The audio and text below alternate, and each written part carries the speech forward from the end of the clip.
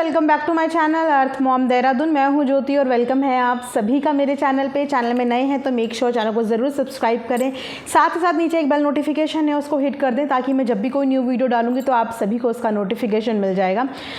मुझे ये video actually कल बनानी थी, बट मुझे कल बिल्कुल भी टाइम नहीं लगा, तो मैंने सोचा आज इस वीडियो को मैं बना के आप लोगों के लिए डाल देती हूँ, क्योंकि ये चीज़ें मैंने 2-3 दिन से नोटिस करनी शुरू कर दी थी।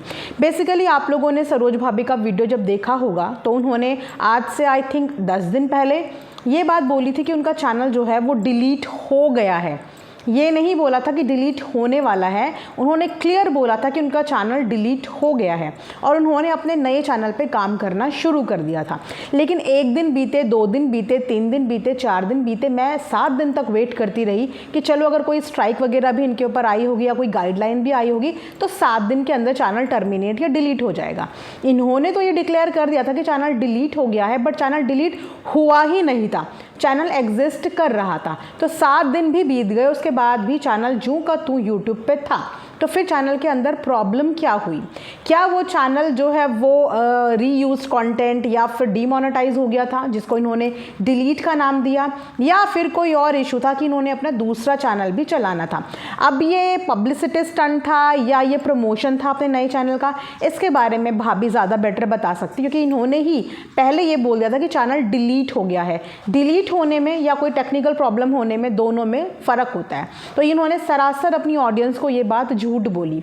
और अब पिछले 3-4 दिन से मैं देख रही हूँ कि उस नया पुराने चैनल पे, जो इनका अच्छा खासा पुराना चैनल है, उस पर वीडियोज़ आ रही हैं। 4-5 दिन से वीडियोज़ आ रही थी, तो मैंने सोचा था मैं इसके बारे में बात करूँगी कि अगर चैनल डिलीट हो गया था तो चैनल में वापस से वीडियोज़ आई कैसे, क्योंकि डिलीट होता हुआ वो किसी को दिखा ही नहीं था। जिस दिन डिलीट का वीडियो भी बना था तब भी चैनल वहीं था और अब भी चैनल वहीं है और अभी भी चैनल पर काम हो रहा है। खैर, ये तो इनके चैनल को क्लियर कर दिया मैंने आप लोगों को पहले ही कि सरासर झूठ इन्होंने पब्लिक से बोला। उसके बाद आ जाते हैं इनकी वीडियो पे। पिछले तो 2-3 दिन से मैं वीडियो पे देख रही हूँ कि टाइटल आ रहा था हाँसी वाले घर पे कौन रह रहा है, हाँसी वाले घर पे कौन रह रहा है, ये वो। अब हाँसी वाले घर पे कौन रह रहा है, मैं खुद कंफ्यूज हो गई, क्योंकि ये वहाँ रह नहीं रही हैं, कालू भैया यहाँ है नहीं, मलिक फैमिली चंडीगढ़ में है, बहनें जो है नंदे अपने अपने घर पे है, तो आखिर फिर उस घर में इन लोगों के अलावा बाकी रहेगा कौन, है ना? ऐसे तो कोई नहीं आके उस घर में बैठ जाएगा किसी की भी प्रॉपर्टी में आके। तो ये टाइटल पिछले 2-3 दिन से आ रहा था और धमकियों की भी लिए भी टाइटल आ रहा था कि धमकियाँ आ रही हैं, धमका आ रही हैं, कोई औरत हमें धमकी दे रही है, कोई औरत ये कह रही है। और मैं ये सोच रही थी कि यार टाइटल कुछ और होता है और अंदर वीडियो में उस चीज़ के बारे में जिक्र भी नहीं होता। तो कल जो वीडियो उन्होंने पहली बार धमकी वाली बनाई थी, जिसमें उन्होंने कहा कि धमकी इन्हें आ रही है, ये नंबर यहाँ पर नहीं लिख सकती, ये सोच रही हैं कि वो वैसे ही समझ जाए और अगर उनको इतनी हिम्मत है तो सामने आके करे, सामने आके धमकी दे। कुछ लास्ट की इन्होंने 2-3 डिजिट भी बताई कि जिस नंबर से इनको धमकियां आ रही हैं। उसके बाद इन्होंने आज की वीडियो में ये क्लियरली बताया कि आखिर हाँसी वाले घर में रह कौन रहा है। तो जी हाँ, वापस से कम बैक हो चुका है कालू भैया का, और जो हाँसी हो रहा था तो वहाँ पे कोई और नहीं, कालू भैया रह रहे हैं। जब इन्होंने उनका नाम लिया और बताया कि उन्होंने इंस्टाग्राम पे वीडियो भी डाली है, तो मैंने जाके उनके इंस्टाग्राम चेकआउट किया और वीडियो देखी, तो देख के पता चला कि कालू भैया आ चुके हैं और अपने फ्रेंड्स के साथ खूब पार्टी शार्टी वही ज़िंदगी जीने लगे हैं। तो इस ज़िंदगी को देख के, उनके इंस्टाग्राम की रील को देख के, वीडियो को देख के घबरा गई हैं यहाँ पे सरोज भाभी। उनको हो गई है टेंशन, क्योंकि जिस इंसानों के साथ वो घूम रहे हैं उन इंसानों के साथ उनका लड़ाई झगड़ा भी पहले हुआ है और अब इस बात की टेंशन सताने लग गई है सरोज भाभी को कि अगर उनके साथ कुछ भी ऊंच नीच हो जाती है भाई के साथ तो उसका जिम्मेदार मुझे मत बोलना, वो मेरी जिम्मेदारी नहीं है। मैं पहले ही ये बात अपनी वीडियो के माध्यम से बता रही हूँ कि वो यहाँ पे आ गए हैं और जिनके साथ वो घूम रहे हैं, उठ रहे हैं, बैठ रहे हैं, खा रहे हैं, उनके साथ उनकी लड़ाइयाँ भी हो चुकी हैं पहले, और मेरा इन चीज़ों से कोई भी लेना देना नहीं है। और मैं तो चाहती ही थी कि हमारा घर बार वापस से बच जाए, वो वापस से संभल जाए, अपनी जिम्मेदारी समझें, बच्चों को पाले पोसे, लेकिन अब हाँसी वाले घर पे वो आके बैठे हुए हैं।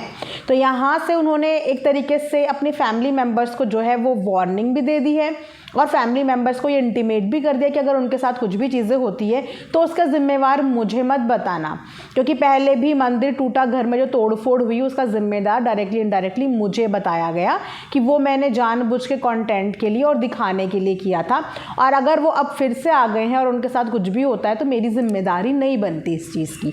तो मुझे बड़ा ऑकवर्ड ये चीज़ लगी कि जिस वक्त ये रिहैब थे और रिहैब से वापस चंडीगढ़ गए थे, आपने देखा होगा कि 2-3 हफ्ते ये लोग चंडीगढ़ में रह रहे थे, कालू भैया काम वाम कर रहे थे, तो उस वक्त इनकी वीडियो आ रही थी कि वो इंसान हमें पूछ नहीं रहा है, हमसे बात नहीं कर रहा है, अपने बच्चों के हालचाल नहीं पूछ रहा है। तब कंप्लेन होनी शुरू हो गई थी, क्योंकि उन दिनों वो ठीक दिख रहे थे, काम करते हुए दिख रहे थे। तो जब भी कालू भैया काम करते हुए दिखते हैं उस वक्त भाभी जो है वो ये एक्सपेक्ट करती हैं कि ये हमें पूछे, हमारे लिए करें, और जैसे ही कालू भैया गड़बड़ करने लगते हैं, चीज़ें इधर उधर करने लगते हैं, तब वो अपनी साइड से बिल्कुल पलड़ा झाड़ के बोल देती है कि ये मेरी जिम्मेदारी नहीं है, ये इनकी जिम्मेदारी है। मतलब आप समझ रहे हो कि बाकी के फैमिली मेम्बर्स की जिम्मेदारी है और वो ही देखेंगे कुछ भी होगा, तो इसमें मेरा कोई लेना देना नहीं है। तो उन्होंने साफ तौर पे यहाँ पे मना कर दिया कि उनका कालू भैया से लेना देना नहीं है। तो मैं तो बस इतना बोलूँगी, अगर गलत परिस्थिति में आपका अपने पति से कोई लेना देना नहीं है तो ठीक परिस्थितियों में आप ये उम्मीद कैसे करते हो फिर कि वो आपको पूछें, आपके लिए आएँ और घर को जोड़ें? क्योंकि हस्बैंड वाइफ का जोड़ा होता है कि हर परिस्थिति में एक दूसरे का साथ देना, लेकिन जब परिस्थिति विपरीत होती हैं तो आप अपना पलड़ा झाड़ रहे हो कि मेरा कोई लेना देना नहीं है, वो उनको कुछ भी होता है। अरे आपके हस्बैंड हैं, आप अभी भी शादी के बंधन में बंधे हुए हो, वो एक एडिक्टेड इंसान है और उनका भाई उनकी ज़िंदगी भर की जिम्मेदारी उठाने को कैसे उठाएगा? वो जब तक होता है उनसे वो उन्हें रिहैब में डालते हैं, जब वो ठीक फील करते हैं तो यहाँ से आपकी शिकायतों के टोकरे शुरू हो जाते हैं, जो कि सबने विटनेस किया है। जब वो वहाँ पे ठीक ठाक काम कर रहे थे तो लोगों के ताने आ रहे थे, वो वहाँ नौकर बन के रह रहे हैं, वो वहाँ पे ये काम कर रहे हैं, वो काम कर रहे हैं। उसके बाद उन्होंने रिहैब डाला और जो इंसान अब उनके काबू में नहीं आया, और अब देखिए वो क्या कर रहे हैं, कैसे वो उठ रहे हैं, बैठ रहे हैं, पी रहे हैं, पूरे घर को उन्होंने कैसा क्या घर बना रखा है, वो बिल्कुल अड्डा बना रखा है नशे का। सारे दोस्त यार बैठे हुए हैं, पूरा नीचे प्लेट्स, ग्लास, बॉटल सब ऐसी पड़ी हुई हैं। तो अब ये ज़िंदगी भी इनको पसंद नहीं आ रही है, और जिस समय वो मेहनत कर रहे थे उस समय उनको वो भी पसंद नहीं आ रहा था। तो जब कालू भैया कुछ भी गलत हरकतें करें तो सरोज भाभी का कोई लेना देना अपने पति से कोई लेना देना नहीं है। उन्होंने साफ बोल दिया, उनके साथ कुछ भी होता है तो मेरा लेना देना नहीं है, संभाल लो, देख लो उनकी हरकतें, कल को मुझे मत बोलना। तो मुझे लगता है कि जब किसी के पति को खरोंच भी आती है ना, तो पत्नी से ज़्यादा कोई उस दर्द को नहीं समझ पाता, है ना। अभी भी आप रिश्ते के उस बंधन में बंधे हो, अभी भी आप सेपरेट या अलग नहीं हुए हो, अभी भी आप उनसे 2-3 महीने पहले यही उम्मीद कर रहे थे कि वो आपके पास आ जाएं, आपको फ़ोन करें, आपके बच्चे को पूछें, ये करें, क्योंकि उस समय आपको वो ठीक लग रहे थे। तो मुझे समझ नहीं आता यार, इन लोगों के रिश्ते कैसे रिश्ते हैं, इन रिश्तों में कोई मोह माया नहीं है, कोई प्यार नहीं है, सिर्फ कन्वीनियंस के हिसाब से चलने वाले रिश्ते हैं कि अगर कोई चीज़ बिगड़े तो उसकी जिम्मेदारी बाकी घर के लोगों की है कि वो अपने भाई को संभालें, बहनें अपने भाई को संभाले, परिवार अपने भाई को संभाले, और अगर चीज़ें अच्छी हैं तो भैया ये मेरा पति है, ये मेरे बच्चों का बाप है। तो ये सिस्टम क्या आप लोगों को समझ में आया? क्या सरोज भाभी को ये सब चीज़ें करनी चाहिए? अगर आपको उन्हें नहीं देखना है तो आप पब्लिकली आके ये चीज़ें दूसरों पे नहीं थोप सकते हो कि आप आके उन्हें देखो। पति तो वो आपके हैं, और वो पति जिनसे आप अभी 2 महीने पहले उम्मीद भी कर रहे थे। तो कालू भैया ने वापस आने के बाद से ना वही सब चीज़ें ड्रामे शुरू कर दी हैं। अब पता नहीं कि चंडीगढ़ में इनका क्या हुआ, क्योंकि जब तक ये वहाँ रहते हैं ये काम धाम करते हैं, और जितने दिन ये बिग बॉस में थे उतने दिन तक कालू भैया अंदर भी थे। अब शायद उनको बाहर निकाला है तो शायद वो चंडीगढ़ वापस गए ही नहीं हैं, वो सीधा आके हाँसी आ गए और गंदी यारी दोस्ती में वापस से फंस गए हैं। खैर देखिए, उनको अगर कुछ होता है तो ये सबके लिए तकलीफ़ की बात है, सबके लिए ही परेशानी की बात है। और मलिक फैमिली ने, अरमान ने बेसिकली वीडियो बनाया भी था कि जब तक मेरा भाई ज़िंदा है इसकी ज़िम्मेदारी मेरी है, मैं इनको कुछ भी नहीं होने दूंगा, मैं अपने भाई को मरने नहीं दूंगा, क्योंकि मैंने अपने इन कंधों पे अपने माता पिता को जाते हुए देखा है इस दुनिया से, और अब मेरे भाई के अलावा मेरे पास कोई है नहीं। तो मैं जब तक रहूँगा मैं इनको देखूँगा, इनको सहारा दूँगा, इनको अपने पास रखूँगा। लेकिन पता ही नहीं चला, क्योंकि जब तक हमें पता था सिर्फ इतनी ही इन्फॉर्मेशन आई थी कि वो वापस से अपनी जगह पहुँच पहुंच गए हैं। और कल उनका रील देख के सब हैरान हो गए कि ये कहाँ से कहाँ पहुंच गए हैं अब। तो मैं तो बस क्या ही इस चीज़ पे बोलूँ, बाकी घर के फैमिली मेम्बर समझदार हैं, उन्हें बेटर पता होगा कि वो क्या कर रहे हैं, क्यों नहीं कर रहे हैं, क्या सिचुएशन हुई है। क्योंकि अगर अरमान को छोड़ना होता तो वो पहले भी छोड़ देते, वो तो बहुत बार उनकी जिम्मेदारी उन्होंने उठाई है। बट इस बार डेफिनेटली कुछ ऐसा तो हुआ है कि उन्होंने बोला है कि चले जाओ यहाँ से, आपको जो करना है वो कर लो। अब क्या हुआ है क्या नहीं हुआ है ये भी मुझे डायरेक्टली और सब कुछ डंके की चोट पे नहीं पता, तो मैं क्लियर नहीं यहाँ पे बोलूँगी। लेकिन मैं बस यही बोलूँगी कि आप उनकी वाइफ हो, बाकियों की जिम्मेदारी बाद में है, सबसे पहले आप ही की जिम्मेदारी है अपने पति के प्रति। पर मैं ये भी समझ सकती हूँ कि वो कभी बहुत ज़्यादा एरोगेंट भी हैं और शायद आप उन्हें समझाने मनाने जाओ तो वो आपके साथ भी कुछ दुर्व्यवहार कर दें या आपके साथ भी कुछ हाथापाई कर दें। लेकिन वीडियो के माध्यम से जनता को आप क्या बोलना चाहते हो कि अगर उनके साथ कुछ भी हो गया तो मेरे परिवार का और मेरा कुछ भी लेना देना नहीं है। मतलब आप पहले ही ये चीज़ बोल रहे हो कि उनके साथ कुछ हो जाएगा और उसकी ज़िम्मेदारी आपकी, किसी फैमिली की और आपकी नहीं होगी।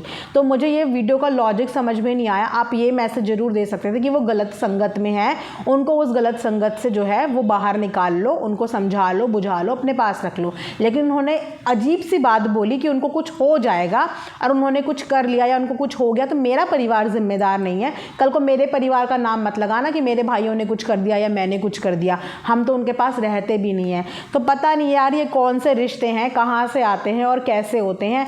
पर थोड़ा सा ऑकवर्ड मुझे वीडियो लगा कि आप कंसर्न जता रही थी, अपने आप को बचा रही थी, आप प्यार दिखा रही थी या सिर्फ अपने आप को बचा रही थी कि कल को मेरा नाम ना आए। तो मैंने सोचा चलो एक छोटा सा रिएक्शन इस चीज़ पे दे देते हैं। भैया वो इंसान है, जानवर नहीं है, इंसान है, किसी का भाई है तो किसी का पति भी है और किसी के बाप भी है ना। और आप अपने पति को, अपने बच्चों के बाप को इस तरीके से नहीं छोड़ सकते। भाई ना भी देखे, बहनें ना भी देखें, लेकिन बीवी और बच्चों को तो देखना पड़ता है। जब तक आप इस रिश्ते में बंधे हो तब तक आपको डायरेक्टली इनडायरेक्टली कैसे भी करके उन्हें देखना तो पड़ेगा। इंसान को ऐसे छोड़ा नहीं जाता और अपनी आंखों के सामने उसे इस तरीके से देखा भी नहीं जाता। तो दूसरों के ऊपर डिपेंडेंसी से अच्छा है कि अपने पति के लिए, अपने फैमिली के लिए स्टैंड समटाइम्स खुद ही लेना पड़ता है। ना तो फिर आप बोलो कि मेरे को भी लेना देना नहीं है, वहाँ से वो भी बोल दे मुझे भी लेना देना नहीं है और उस इंसान को कुछ हो जाए, कुछ वो हो जाए, तो तब फिर आप दोनों में से कौन किसको ब्लेम करेगा, किसको ब्लेम करेगा फिर बताइए। तो पता नहीं उनको किस हाल में छोड़ दिया। उनकी स्थिति देख के बड़ी अजीब सा हो रहा था कि यार ये मतलब किस जोन में चले गए हैं, इन्हें क्या हो गया है। 4-5 लोग साथ में बैठे हैं, नशा कर रहे हैं घर के अंदर। सो बड़ा अपसेटिंग चीज़ थी, अपसेट हुई मैं वो चीज़ें देख के, वो सब चीज़ें देख के। बट ठीक है, जिसकी जितनी कैपेसिटी, जिसकी जितनी इच्छा, जिसकी जितनी केयर, करो जो करना है करते रहिए। सोशल मीडिया पे आया था तो सोचा एक छोटा सा रिएक्शन इस चीज़ पे दे दूँ। कमेंट सेक्शन में आप ज़रूर बताना कि क्या सिर्फ कालू भैया की जिम्मेदारी उनके भाई की या उनकी बहनों की ही है। क्या सरोज भाभी का ये वीडियो आपको जस्टिफाई लगा कि उन्होंने बोला मेरा इस चीज़ से कोई लेना देना नहीं है, कल को कुछ हो जाता तो मेरी कोई जिम्मेदारी नहीं है। क्या उनका ये स्टेटमेंट सही था? प्लीज़ कमेंट सेक्शन में ज़रूर बताना कि आप लोगों की इस चीज़ के बारे में क्या राय है। मिलेंगे नेक्स्ट वीडियो में, तब तक अपना ध्यान रखिए। Thanks for watching earth Mom Dehradun.